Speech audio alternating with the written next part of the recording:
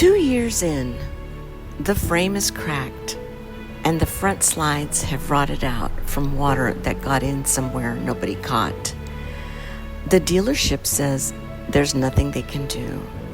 The manufacturer says the same thing in more words. And what you're left holding is a very expensive thing you can't use, and the feeling that the door closed while you weren't looking.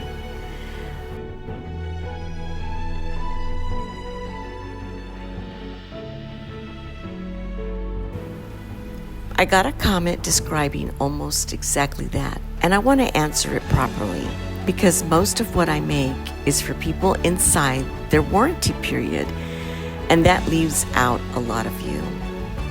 So let me be honest up front. This video is not going to tell you there's a trick that reverses this. There usually isn't, but the warranty expired and you have no options are not the same sentence.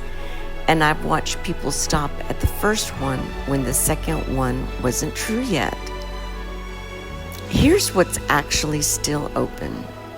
First, check whether it's actually out of warranty.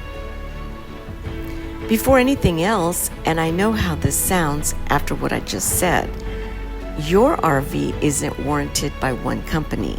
The coach builder warrants the coach, the chassis, the axles, appliances, slide mechanism, converter. Those often carry separate warranties from the companies that made them, with their own terms and their own expiration dates. Some of those run considerably longer than the coach warranty. So, my warranty expired is frequently not one fact. It's 5 or 6 facts, and people routinely give up on the strength of the shortest one. Go find out which company actually warrants the specific part that failed and what that company's term is. That's 10 minutes, and it occasionally changes everything. It's also the single most common thing I see people skip.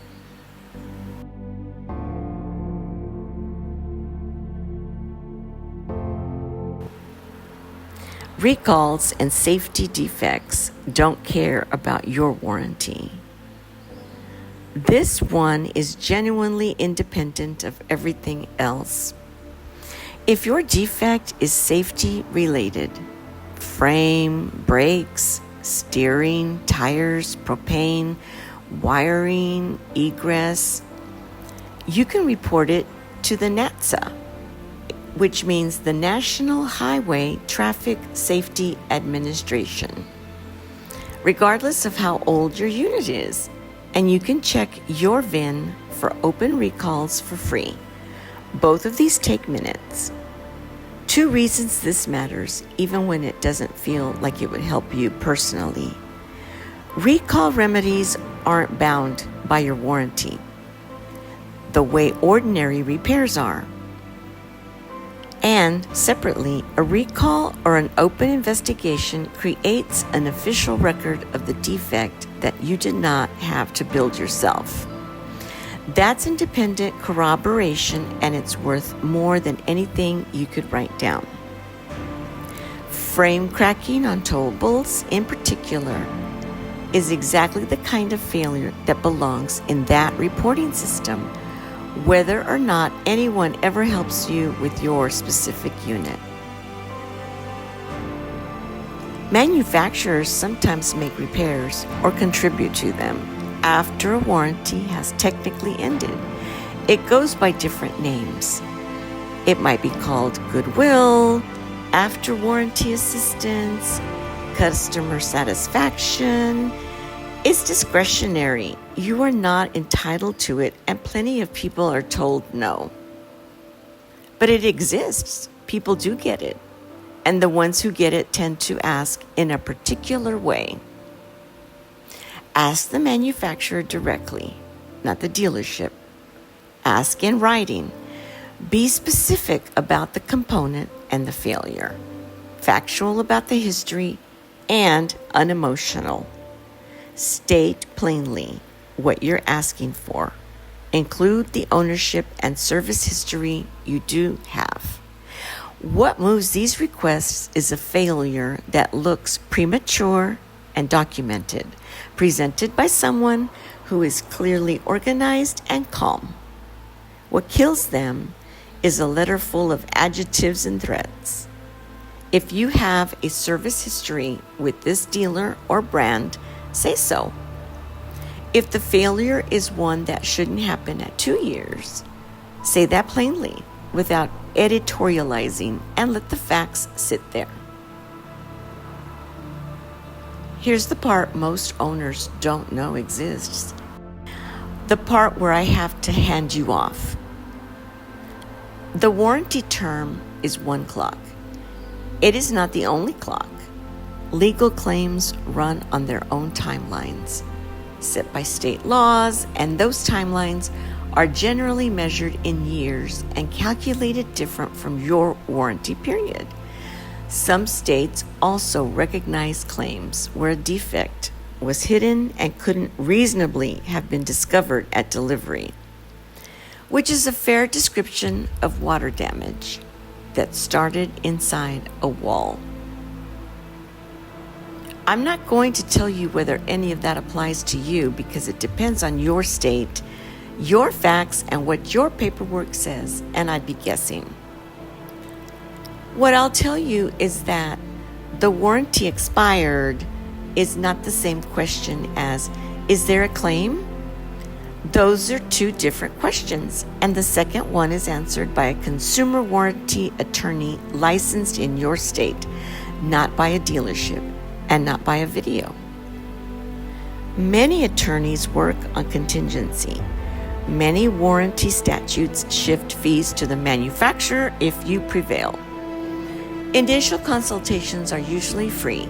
2 years out, that call costs you an hour and it's the whole play. I make a documentation kit, and I'll be straight with you. It's built for people inside their warranty periods, and it does not reopen an expired clock. Paperwork is not a time machine. But if you're going to make any of the calls I just described, what you bring matters. Pull every repair order you have in date order, write 1 page of plain chronology, what failed, when you reported it, where it went, what was done, what happened next, no adjectives, photograph the current condition, dated, total up what this has cost you. An attorney deciding whether to take your case will give that 4 minutes. A manufacturer weighing an assistance request will give it less. The person with an organized file gets a different answer than the person with a story, even when the underlying facts are identical. That's true whether the file is complete or full of holes. Bring what you have. Sometimes the answer will still be no. And if the answer is still no, sometimes it is. I'd be lying if I said otherwise. And you've probably been lied to enough already in this process. If you get there, 2 things are still worth doing. File the NHTSA report anyway. If it's safety related, that record outlives your situation, and it's how patterns get found. And file a complaint with your state attorney general's consumer division, which is free, goes on the record, and occasionally matters more than anyone expects when a pattern accumulates. Neither of those gets your money back. Both of them count. If you're in this, I'm sorry. It's a genuinely rotten position, and none of it is your fault for not knowing the procedure. Check which company actually warrants the failed part. Report it if it's safety related.